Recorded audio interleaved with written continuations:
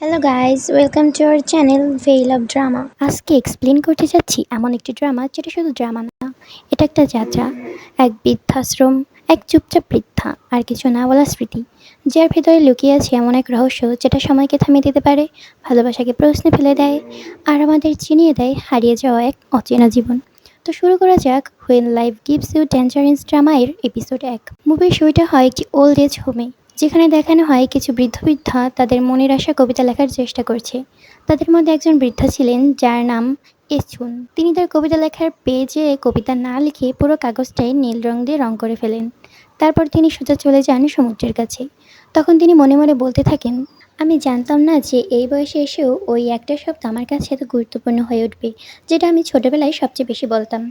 এরপর তিনি কিছুক্ষণ সমুদ্রের দিকে চেয়ে জোরে জোরে চিৎকার করে মা মা বলে ডাকতে থাকেন। তখন সিন শিফট হয়ে 1960 সালের জেজু আইল্যান্ডের একটি দৃশ্য দেখানো হয়, যখন এচুনের বয়স মাত্র 10 বছর। এচুনই মূলত এই ড্রামার ফিমেল লিড ক্যারেক্টার। আমরা দেখতে পাই এচুন তার হাতে একটি কাগজ নিয়ে তার মাকে সেটা দেখানোর জন্য ডাকছে, কিন্তু তার মা উপরে আসছে না। আসলে তার মা ছিলেন একজন ডাইভার। তিনি সমুদ্রের নিচ থেকে শামুক বা ঝিনুক তুলতেন। এর মাধ্যমেই তার জীবন চলত। তাই অন্য ড্রাইভাররা উপরে চলে এলেও সে আরও কিছু ঝিনুক তোলার জন্য চেষ্টা করছিলেন। তখন উপরে উঠে আসা ড্রাইভাররা তাকে নিয়ে সমালোচনা করতে থাকে। তারা বলে যে এই সময়ে বেশি ঝিনুক পাওয়া যায় বলে সে লোভে পড়ে এসব করছে। তাদের মাঝে একজন বলে ওঠে যে সমুদ্র ড্রাইভারদের মারে না, মারে লোভীদের। তখন এসুন এসব শুনে তার মাকে আবার উপরে উঠে আসতে বলে এবং দুঃখ পেয়ে আস্তে আস্তে বলতে থাকে, সময় যদি দিতে না পারো তবে জন্ম দিলে কেন। আসলে এসুন তার মাকে খুবই ভালোবাসতো। সে শুধু চায় তার মায়ের সাথে সময় কাটাতে। এর মাঝেই ওই ড্রাইভারদের মাঝে একজন বলে ওঠে, আরে এই ছোন, তুই তোর মাকে নিয়ে নামাবে? তোর পিছনে তাকিয়ে দেখ, তোকে দেখে গোয়ানচিকের গাল কেমন লাল হয়ে গেছে। এই গোয়ানই হলো এই ড্রামার মেইন লিড ক্যারেক্টার। এছন পিছনে ফিরতেই গোয়ান লজ্জায় বলতে থাকে, কই আমার গাল তো রোদে লাল হয়েছে। তখন ড্রাইভাররা এচুনকে বলতে থাকে যে তুই গোয়ানকে বিয়ে করে নে, তাহলে সমুদ্রের রানী হবি, রানী। আসলে গোয়ানের পরিবার হলো মাছ ব্যবসায়ী। তখন এচুন রেগে গিয়ে গোয়ানের কাছে গিয়ে তার ঝুড়িতে একটি লাথি দেয়। এরপর তার মা উঠে আসে। তখন এচুন তার মাকে তার স্কুলে থেকে কবিতা প্রতিযোগিতায় দ্বিতীয় হওয়ার কাগজটি দেখায়। তার মা বলে, এসব লেখাপড়া করে কিছু হবে না, এসব করে কি পেট ভরবে? এসব কথা বলতে বলতে সে লক্ষ্য করে তার ঝুড়ি থেকে বেশি মাছ নেওয়া হচ্ছে। আসলে তাদের সকল ড্রাইভারদের একটি নিয়ম ছিল যে অন্য কোনো ড্রাইভার অসুস্থ হলে তাদের ভাগের একটি অংশ তাকে দিয়ে দেবে। তবে এখানে এছুন বলে নিজেই খেতে পায় না, অন্যকে কী করে খাওয়াবে? সে অত ঝিনুক দিতে পারবে না। সে বলে সে এত কষ্ট করে তাদের পরিবারের জন্য। তখন তার সাথে অন্য ড্রাইভারদের কথা কাটাকাটি হয়। এই কথা কাটাকাটি থেকে আমরা জানতে পারি যে এসুনের মায়ের 2 বিয়ে। এসুন আসলে তার আগের সংসারের সন্তান। আর তার পরের সংসারে স্বামীকেও তার রোজগার করে খাওয়াতে হয়। কিছুক্ষণ পরে সে রেখে ওখানে থাকা একজন ড্রাইভারের ঝুড়িতে লাথি দিয়ে এচুনকে নিয়ে সেখান থেকে চলে যায়। এরপরে সিনে দেখা যায় এচুনের মা তাকে রেখে গিয়ে বলছে সে কেন বারবার তার কাছে আসে। সে তো তাকে তার বাবার বাড়িতে থাকতে বলেছে। সেখানে থাকলে সে ভালো ভালো খাবার খেতে পারবে, সুন্দর সুন্দর জীবনযাপন করতে পারবে, প্রতিদিন মাছ খেতে পারবে।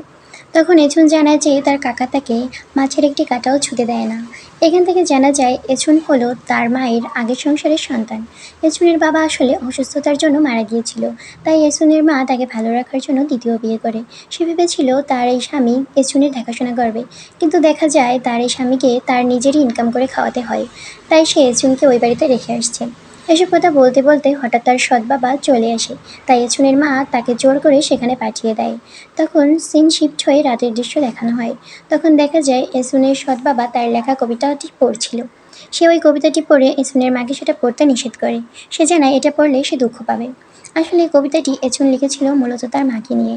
এই কবিতার মাধ্যমে সে বুঝিয়েছে সে তার মাকে কতটা ভালোবাসে। এসুনের মা কবিতাটি পড়ে কাঁদতে শুরু করে। অন্যদিকে দেখানো হয় এসুন তার কাকার বাড়িতে কাজ করছিল। তখন সেখানে গোয়ান 6টি মাছ নিয়ে আসে। তখন এসুনের কাকা গোয়ানকে জিজ্ঞেস করে সে কেন 6টি মাছ নিয়ে এসেছে। সে তো 5টি মাছের দাম দিয়েছিল। আসলে এছুনের কাকার বাড়িতে এছুনকে নিয়ে মোট 6 জন বাস করত। তবু এছুনের কাকা 5টি মাছ নিত।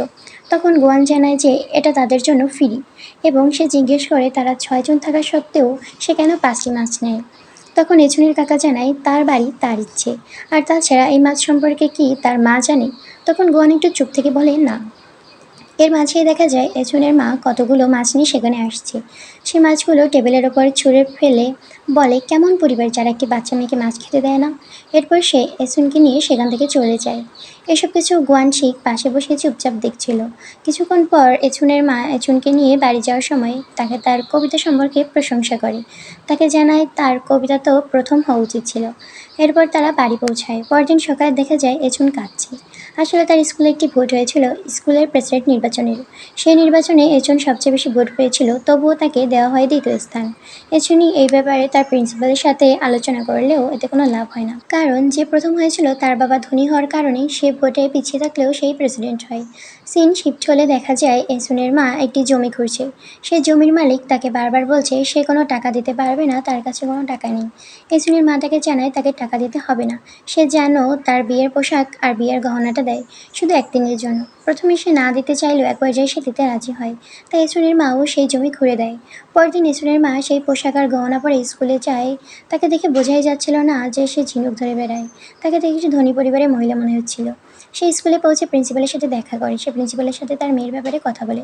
তখন সিন শিফট হয়ে দেখানো হয় এসুন তার মাকে নিয়ে বাড়ি যাচ্ছে। তখন এসুন তার মায়ের কাছে জানতে চাইলো সে কেন এভাবে তার স্কুলে এসেছে। তখন তার মা উত্তরে বলে তার শরীর থেকে যেন মাছের গন্ধ না বেরোয় সেজন্য। যদি গন্ধ আসে তাহলে তো অপমানই হবে। এসুন আরও জিজ্ঞেস করে তো প্রিন্সিপাল কি তার কাছ থেকে কিছু চেয়েছে। তখন ফ্ল্যাশব্যাকে দেখানো হয় যে এজনের মা তার প্রিন্সিপালকে একজোড়া সুতার মোজা আর কিছু টাকা দিয়ে আসে যাতে সে যেন তার মেয়েকে প্রেসিডেন্ট বানায়। তখন সিন আবার বর্তমানে ফিরে আসে। তখন দেখা যায় এসুন তার মাকে বলছে সে যে তার বর্তমান পজিশনেই খুশি আছে। সে প্রেসিডেন্টের মতো প্রায় সব কিছুই করতে পারে, তবে শুধু ক্লাসকে অ্যাটেনশন বলতে পারে না। তার মানে সে এটা মানিয়ে নিয়েছে। সে তার মাকে বলে সেজন্য এই বিষয় নিয়ে আর দুশ্চিন্তা না করে। তখন তার মা তাকে বলে যে সে কখনোই নিজেকে গরিব না ভাবে এবং সেজন্য জীবনে কখনো কিছুতেই কম্প্রোমাইজ না করে। তার যেটা প্রাপ্য সে সেটা অবশ্যই পাবে। আর সে যেন ভুলে না যায় যে সবসময় তার মা তার পাশে আছে। তখন এজন বলে মা তুমিও কখনো কম্প্রোমাইজ করো না, আমি বড় হয়ে তোমাকে আসল হিরের নেকলেস এনে দেবো। তারপর মেয়ে এবং মা দুজনেই কথা বলতে বলতে বাড়ি চলে যায়। তখন সিন শিফট হয়ে দেখানো হয় রাতের দৃশ্য। তখন ইসুনের মা তার সকল নেশার জিনিস আগুনে পুড়িয়ে ফেলছে। এসব দেখে এজনের সৎ বাবা তাকে বলে হঠাৎ এসব কেন করছো। তখন ইসুনের মা তাকে বলে আমাকে অনেক দিন বাঁচতে হবে, আমার মেয়ে আমাকে বলেছে সে বড় হয়ে আমার জন্য হিরের নেকলেস নিয়ে আসবে। তখন ইসুনের সৎ বাবা বলে তুমি জানো না কোরিয়ানরা বেশি দিন বাঁচে না, সর্বোচ্চ গেলে 50 বছর বাঁচে। তখন ইসুনের মা বলে তুমি দেখে নিও, আমি 70 বছর বাঁচবো। এসব কিছু বলতে বলতে সে তার সকল নেশার জিনিসগুলো আগুনে ফেলতে থাকে। এরপর অনেক ঋতু চলে যায়, দেখতে দেখতে একটা বছর পার হয়ে যায়। তখন দেখা যায় এসুনের মা সমুদ্রে কাজ করতে করতে অসুস্থ হয়ে গেছে। তখন তার সঙ্গীরা তাকে বলে তোর আর কাজে যাওয়ার দরকার নেই, তুই চিন্তা করিস না, তোর বাচ্চারা না খেয়ে থাকবে না, আমরা আমাদের ভাগের মাছ তোকে দিয়ে দেবো, আর তুই যদি একবার সমুদ্রে যাস তাহলে কিন্তু তুই মারা যাবি। তখন ইসুনের মা বলে আমি কারো ধার বা দয়ায় বাঁচি না, আমি নিজেই কষ্ট করে সংসার চালাই। আমি যতদিন বেঁচে আছি আমার সন্তানেরা না খেয়ে থাকবে না, আমার কারো দয়ার কোনো দরকার নেই। এসব শুনে এসুন তার মায়ের সমুদ্রে যাওয়া পোশাক নিয়ে আগুনে ফেলে দেয় আর কাঁদতে কাঁদতে সেখান থেকে চলে যায়। যেতে যেতে রাস্তায় সে গুয়ানশিকে দেখতে পায়। গুয়ান তখন রাস্তায় লিখছিল এসুন তার বউ, সে বড় হয়ে এসুনকে বিয়ে করবে। এসব দেখে এসুন রেগে গিয়ে গোয়ানের কাছে গিয়ে তার পেপার ব্যাগ ফেলে দিয়ে বলে তাকে কি তার ভিখারি মনে হয়। তারপর তারা দুজনেই সমুদ্রের কাছে যায়। তখন এসুন কাঁদতে কাঁদতে সমুদ্রের দিকে বলে আমার মাকে ছেড়ে দাও, আমার মাকে মেরো না, তুমি তো দেবতা, তবে তুমি কি করে একজন নির্দোষ মানুষের প্রাণ নিতে পারো। আমার মা তো সারা জীবন অনেক পরিশ্রম করেছে, আমি তো তাকে হীরের নেকলেসও দিতে পারলাম না। তখন গোয়ান এসুনকে কাঁদতে দেখে তার কাছে গিয়ে পেপার ব্যাগটা দিয়ে বলে এর ভেতর চিকেন আছে, আমি শুনেছি চিকেন শুধু কাছের মানুষকেই দিতে হয়। এসুন তখন বলে তবে তুমি এটা কেন আমাকে দিচ্ছ, আমি তো তোমার আত্মীয় না, তুমি কি আমার উপর দয়া দেখাচ্ছ।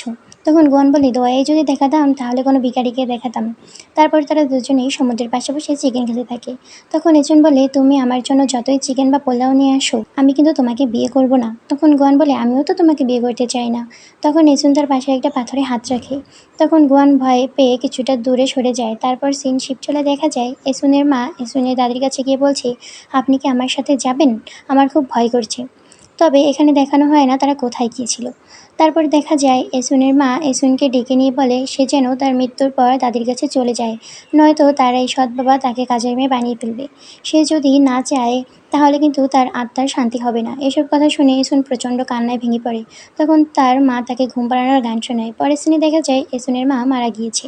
এসুন তার মায়ের ছবির সামনে বসে কাঁদছে। তখন গোয়ান তার কাছে গিয়ে খাবার দিয়ে বলে, নাও এটা খেয়ে নাও, কাঁদতে কাঁদতে হয়তো খিদে পেয়ে গেছে। তখন এসুন কাঁদতে কাঁদতে বলে, আমার এখন কি হবে, আমি কার কাছে যাব, কোথায় থাকবো, আমার তো কেউ নেই। তার কান্না দেখে গোয়ানও কাঁদতে শুরু করে। এর পরের সিনে দেখা যায় এসুন তার ব্যাগ গোছাচ্ছে আর তার বাবা তাকে বলতে থাকে, এসুন তুমি যেও না, তুমি গেলে তোমার এই ভাই বোনের কী হবে, এদের কে দেখবে, আমি কথা দিচ্ছি আমি কাজ শুরু করে দেব, আমি টাকা উপার্জন করব, শুধু আমাকে একটু সময় দাও। তখন এসুন বলে যে সে এখানে থাকলে তার মায়ের আত্মার শান্তি হবে না। অনেক কথার পর এসুন তার ছোট ভাই হাঁটা শেখা পর্যন্ত থাকতে রাজি হয়। ধীরে ধীরে সে বাড়ির সকল কাজ করতে থাকে, তার ভাই বোনদের খেয়াল রাখে। যখন তার ভাই হাঁটতে শিখে গেছে তখন তার বাবা বলে, তোমার ভাই কথা বলা পর্যন্ত থেকে যাও। এভাবে সে একের পর এক বাহানা দিয়ে যাচ্ছিল। এজন্য তাদের রাজি হচ্ছিল। আস্তে আস্তে সে বাড়ির টাকা উপার্জনের জন্য তাদের জমিতে ফসল ফলাতে শুরু করে। আর তাকে সাহায্য করতে থাকে গোয়ান সিং। সে তার খেয়াল রাখার পাশাপাশি তার ভাই বোনেরও খেয়াল রাখে। এভাবে ধীরে ধীরে দিন পার হয়ে যায়, তারাও বড় হতে থাকে। এরপর সময় চলে আসে 1967 সালে। তখন দেখা যায় এচুনের পাশেই গোয়ানচিকের দোকান। গোয়ানচিক তার দোকান সামলানোর পাশাপাশি এচুনের দোকানও সামলায়। সে তার বাঁধাকপি বিক্রি করে দেয়, দোকান গুছিয়ে দেয়। এচুন শুধু পড়াশোনা করে। একদিন এচুনের মায়ের এক বান্ধবী তাদেরকে বলছে গোয়ানের বউ কত ভাগ্যবতী, তার বর তার কত খেয়াল রাখে।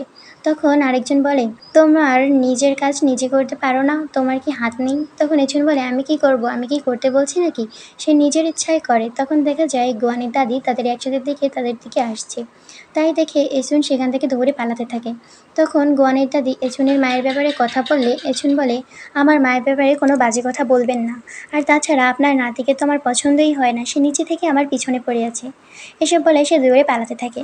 এপিসোড 1-এর শেষে দেখা যায় একটি ছেলে আর একটি মেয়ে দৌড়ে পালাতে থাকে। তো তারা কি আসলেই গোয়ান এবং এচুন ছিল, এবং কেনই বা পালাচ্ছিল তা আমরা পরের এপিসোডে জানতে পারবো।